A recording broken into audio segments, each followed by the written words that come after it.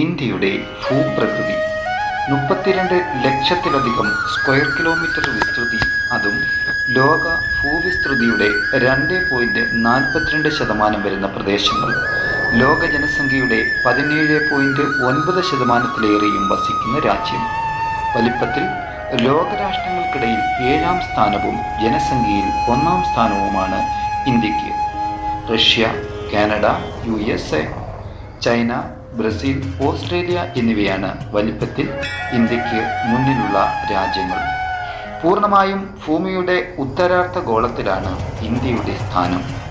ഉത്തര അക്ഷാംശം 8°4'ഉം 37°6'നും മധ്യേയും പൂർവ്വരേഖാംശം 68°7'ഉം 97°25'നും മധ്യേയാണ് India സ്ഥിതി ചെയ്യുന്നത്. 32,87,263 ചതുരശ്ര കിലോമീറ്ററാണ് രാജ്യത്തിൻ്റെ വിസ്തൃതി. വടക്കേ അറ്റം മുതൽ തെക്കേ അറ്റം വരെ 3,214 കിലോമീറ്ററും കിഴക്കേ അറ്റം മുതൽ പടിഞ്ഞാറേ അറ്റം വരെ 2,933 കിലോമീറ്ററുമാണ് ഇന്ത്യയുടെ ദൈർഘ്യം.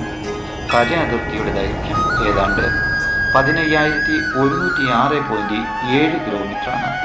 ആൻഡമാൻ നിക്കോബാർ, ലക്ഷദ്വീപ് ദ്വീപസമൂഹങ്ങൾ ഉൾപ്പെടെ ഇന്ത്യയെ ആകെ കടൽ തീരത്തിൻ്റെ ദൈർഘ്യം 7,516.6 കിലോമീറ്റർ.